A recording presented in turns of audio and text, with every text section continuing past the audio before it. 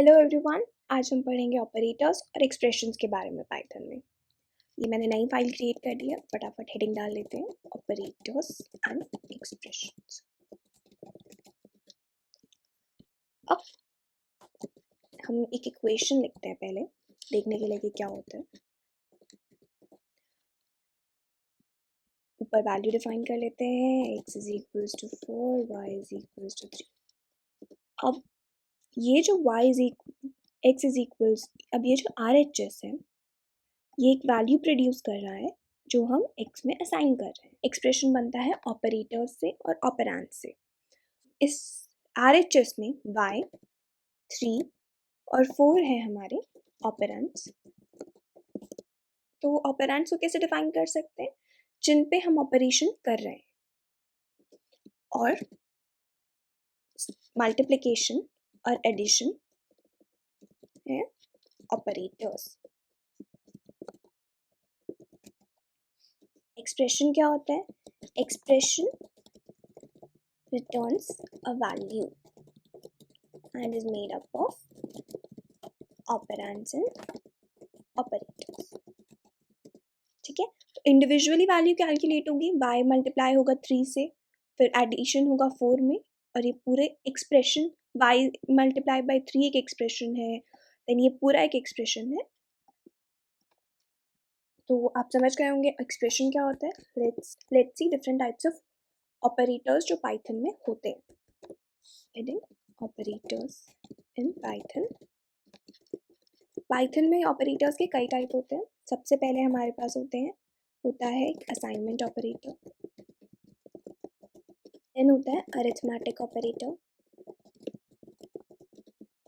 Then we have comparison operators actually, logical operators, identity operators,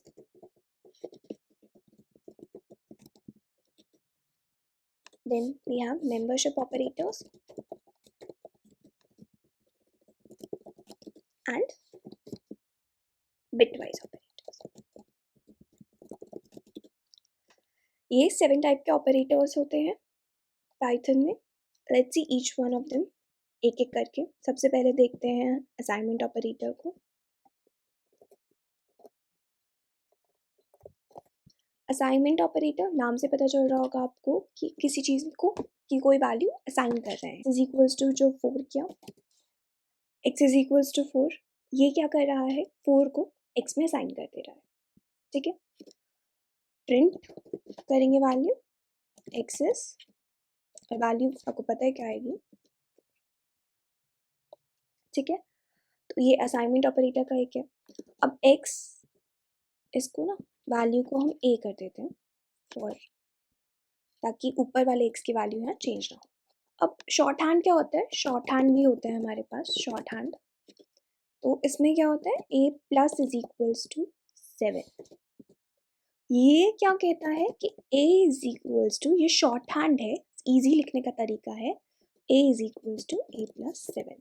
तो a is equals to a plus 7 की जगह हम ये a plus is equals to 7। तो अगर हम प्रिंट करेंगे अभी value, now a is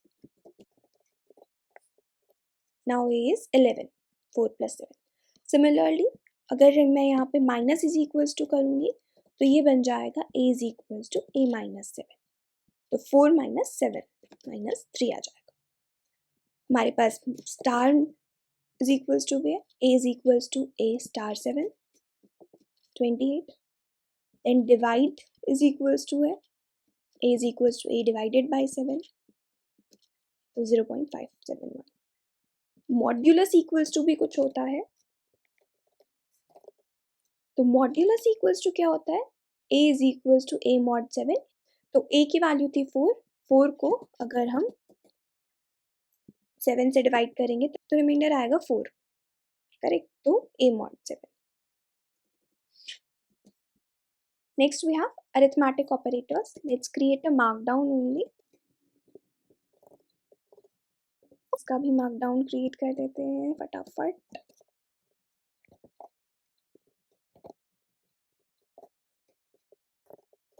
I is equals to 4, j is equals to 5। और अब प्रिंट करते हैं i प्लस j। तो i प्लस j क्या आएगा? 4 + 5 9, 9 आया। ठीक है। सिमिलरली अगर मैं कहूँ i minus j, i minus j, i divided by j,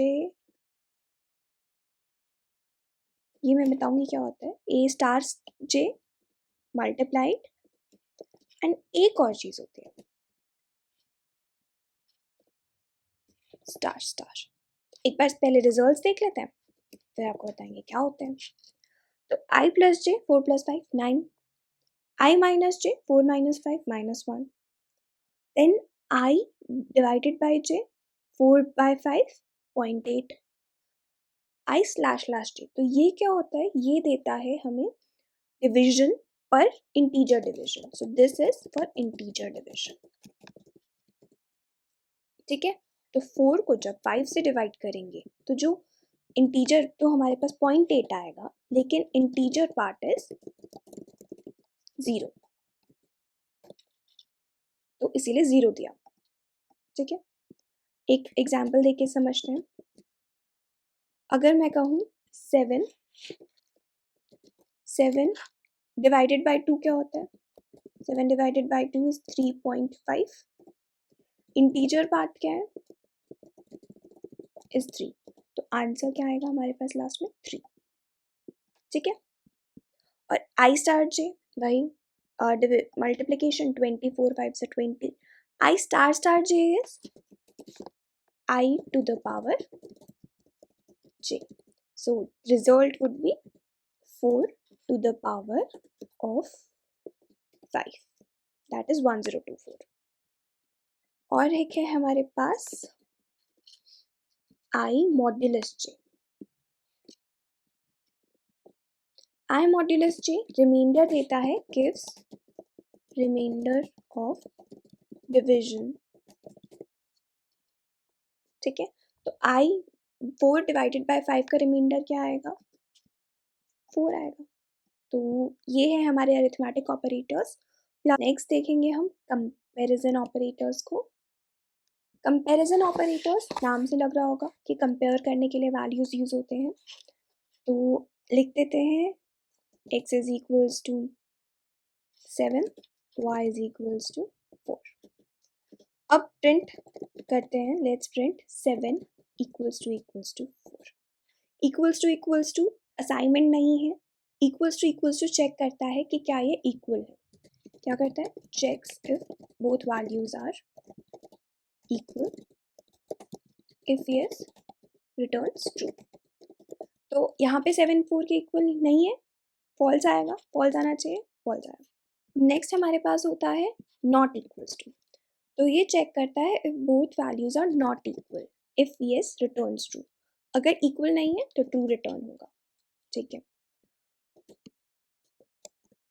और एक हमारे पास लेस देन इक्वल टू भी है, तो फॉल्स आएगा, 7 2 से 4 से बड़ा। और ग्रेटर देन इक्वल टू क्या करेगा? ग्रेटर देन इक्वल टू को चाहिए कि अगर लेफ्ट हैंड साइड बड़ी है तो ट्रू, अदरवाइज फॉल्स, तो ट्रू। ठीक है।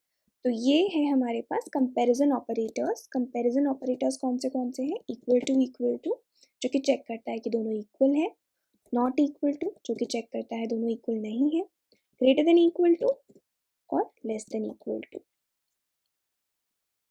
Next we have logical operators.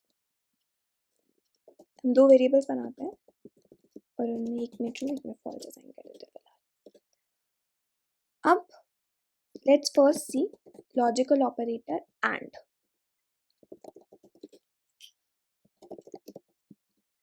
P and Q देखेंगे। P, तो ऑपरेटर ऐसे लिखते हैं P एंड Q। अब क्या प्रिंट होगा पहले ही देखते हैं। फॉल्स आ रहा है। फॉल्स क्यों आ रहा है? क्योंकि हम एंड ऑपरेटर चेक करता है, अगर उसके दोनों तरफ ट्रू है तो ट्रू रिजल्ट होगा, अदरवाइज बाकी कंडीशंस में फॉल्स। तो if both sides have true then this operator gives returns true else false. अगर हम q की वैल्यू ट्रू करते तो क्या होना चाहिए था? अब p और q दोनों ट्रू है तो ट्रू। अगर दोनों की वैल्यू फॉल्स होगी तो भी क्या आएगा? अभी हमने देखा कि अगर दोनों की वैल्यू ट्रू है तभी ट्रू मिलेगा, इस केस में भी फॉल्स मिलेगा। बदल देते हैं वापस। नेक्स्ट ऑपरेटर जो हम देखेंगे वो है और ऑपरेटर, p और q, p और q। अब और ऑपरेटर चेक करता है अगर एक साइड भी ट्रू है, लेफ्ट हैंड साइड या राइट हैंड साइड में से एक साइड भी उसको ट्रू मिल रहा है, if one side has true then this operator returns